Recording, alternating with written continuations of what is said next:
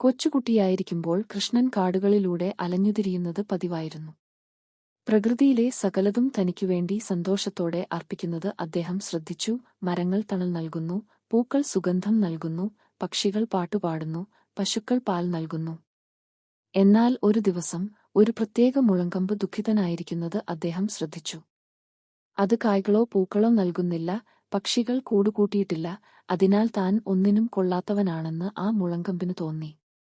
കൃഷ്ണൻ ദയോടെ ആ മുളങ്കമ്പിനടുത്ത് ചെന്ന് എന്തിനാണ് സങ്കടപ്പെട്ടിരിക്കുന്നതെന്ന് ചോദിച്ചു.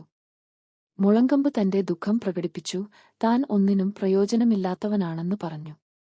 കൃഷ്ണൻ പുഞ്ചിരിച്ചുകൊണ്ട് പറഞ്ഞു, നീ എന്നെത്തന്നെ അർപ്പിക്കുകയാണെങ്കിൽ നിന്നെ എന്റെ ഏറ്റവും പ്രിയപ്പെട്ടതും അമൂല്യവുമായ വസ്തുവാക്കി മാറ്റാൻ എനിക്ക് കഴിയും.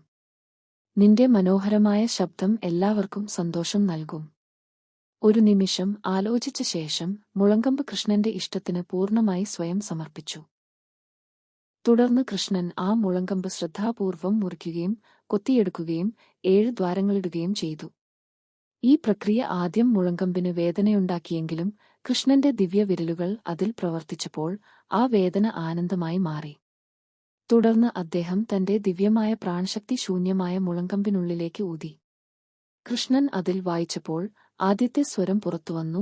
വ്യക്തവും ശക്തവും ആദിമ സ്നേഹത്താൽ നിറഞ്ഞതുമായ ആ ശബ്ദം പ്രപഞ്ചം മുഴുവൻ വ്യാപിച്ചു. അന്നുമുതൽ കൃഷ്ണനും ഓടക്കുഴലും അഭേദ്യമായി മാറി. അദ്ദേഹത്തിന്റെ ഓടക്കുഴലിൽ നിന്നുള്ള മധുരസംഗീതം വൃന്ദാവനത്തിലെ എല്ലാവരെയും, മനുഷ്യരെയും മൃഗങ്ങളെയും പ്രകൃതിയെയും പോലും മയക്കി.